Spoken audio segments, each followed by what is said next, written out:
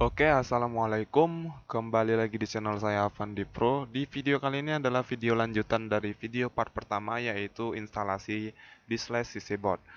Yang ke video part kedua ini kita bakalan bahas bagaimana caranya menginstal driver di dalam PC klien melalui CC board. Oke, langsung aja. Pertama kalian buka CC boardnya. Di video kemarin kita udah buat satu klien, yaitu PC1 ini. Dan mungkin ada pertanyaannya bagaimana caranya kalau kita pengen install klien yang beda spesifikasi. Oke, langsung aja saya kasih tahu. Kalian langsung masuk ke bagian tools, kemudian masuk ke bagian hardware profile. Oke, di sini hardware profile. Terus kalian tambahkan di sini misal profilnya nomor satu itu uh, Intel. INT aja kalian buat. Kemudian deskripsinya nama VGA-nya aja misalnya 730. Kemudian klik OK. Nggak, klik Add dulu ya, klik Add. Kemudian yang kedua mungkin ada yang namanya AMD.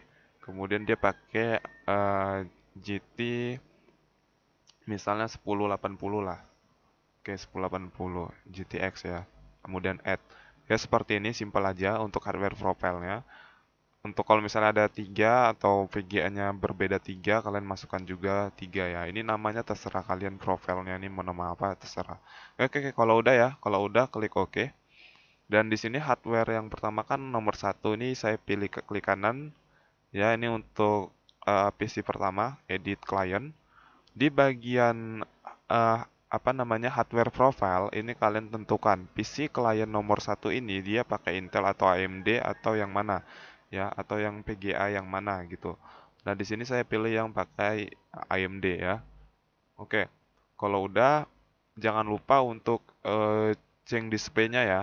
Ini kemarin di video kemarin nggak saya kasih tahu, lupa. Change display-nya ini adalah pengaturan VGA-nya. Jadi monitornya tuh resolusinya berapa gitu. Jadi kalian pilih dari sini nih. Tapi kalau misalnya monitornya sama semua, ini nggak usah di checklist. Tapi kalau misalnya beda-beda ya kalian checklist gitu. Oke, kalau udah seperti ini kalian langsung klik OK.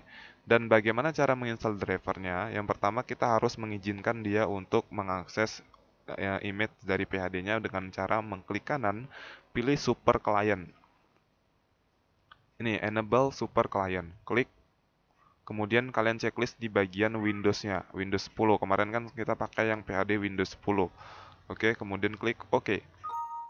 Kalau udah klik OK, nanti dia warna merah seperti ini. Dan langsung aja kalian hidupkan PC kliennya. Ya, ini videonya. Saya videokan untuk PC kliennya sedang booting. Nah, oke, ini udah booting Windows. Dan by the way, di video kemarin tuh kan saya udah kasih tahu bahwasannya di dalam di slash CC bot itu kita bisa meremote kliennya. Jadi ini nggak perlu saya videokan lagi. Jadi kita langsung masuk ke servernya aja. Kita tunggu bootingan kliennya selesai dulu. Nah, oke, ini PC kliennya udah booting, jadi kita tinggal remote aja. Klik kanan, pilih remote control, lalu pilih remote control. Nah, oke, ini kita sudah meremotnya. Kita kecilin dulu. Nah, ini dia PC client. Langsung aja ya, untuk cara penginstalan driver mungkin nggak usah saya kasih tahu lagi, mungkin karena kalian udah tahu juga bagaimana cara install driver. Cari aja drivernya sesuai dengan spesifikasi dari komputer klien. Oke, by the way, yang kemarin tuh yang ini dua ini adalah harddisk dari internal laptop saya. Jadi ini harddisk internalnya dan harddisk yang dari PC-nya itu yang ini, dari komputer server tuh yang ini. Jadi di sini saya ada nyimpan drivernya juga. Nah, ini driver pack 17. Di sini kalau kalian mau download size-nya sekitaran 22 gigaan gitu cuy, tapi ini udah lengkap. Jadi semua komputer mungkin udah terdeteksi kalau kalian install driver pack ini. Tapi kalau misalnya kalian punya drivernya pribadi sendiri, mungkin ya udah kalian install aja pakai driver itu gitu. Dan by the way di sini saya nggak nyontokan install driver karena makan waktunya yang sangat lama dan saya di sini cuman nyontohkan bagaimana cara install driver, tapi di sini saya contohkan jadi bagaimana cara install apa ya dibilangnya. Pokoknya ini kalian kalau udah booting seperti ini, kalian tinggal install driver aja. Kalau misalnya udah selesai diinstal, nanti tinggal kita save.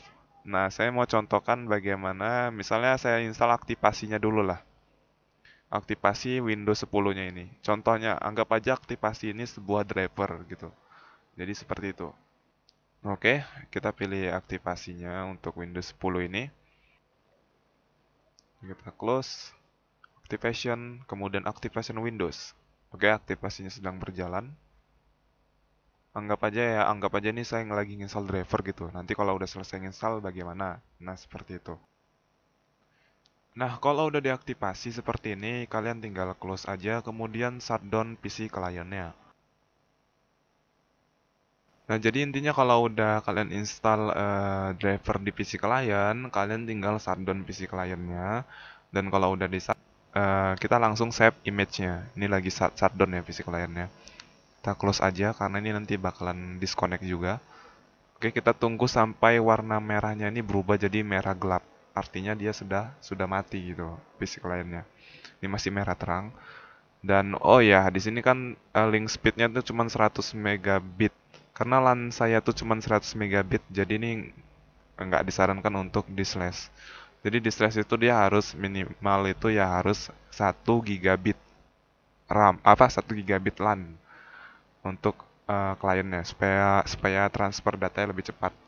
Karena laptop saya laptop kentang cuy, jadi dia link speednya cuma 100 megabit, bukan 1 gigabit. Nah oke, ini udah warna merah gelap, artinya PC kliennya sudah mati. Oke, kalau udah mati begini kalian tinggal klik kanan, kemudian disable super client. Kemudian di sini do you want to update image? Ya, kalian harus pilih yes. Ya. Kemudian di sini dia menanyakan apakah kamu ingin membuat recovery point. Saran saya kalau di tahap ini kalian pilih ya juga, karena suatu saat kalau misalnya gagal, kalian bisa kembalikan image-nya. Tapi kalau misalnya kalian pilih no, kalian tidak bisa mengembalikan image-nya kayak awal tadi. Oke, ini kita pilih yes. Kemudian untuk deskripsinya kita buat aja driver. Kemudian klik OK. Dan proses saving image-nya bakalan berlangsung.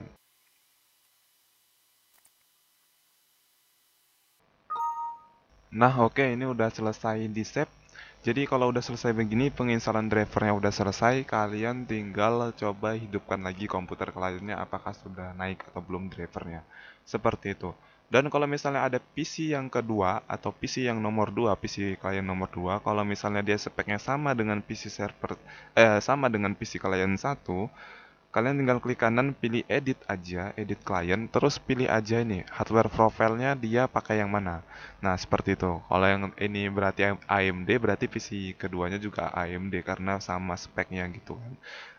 Karena sama speknya, oke. Biasa sih bukan dari prosesor ya, tapi dari VGA yang dilihat. Oke. Mungkin sekian dulu untuk penginstalan drivernya. Mungkin sampai sini dulu videonya. Terima kasih udah nonton. Jangan lupa subscribe karena di video selanjutnya saya bakalan bahas bagaimana caranya menginstal gamenya, penginstalan game di dalam Distress CC board. Oke, gitu aja mungkin untuk video kali ini. Bye bye. Wassalamualaikum.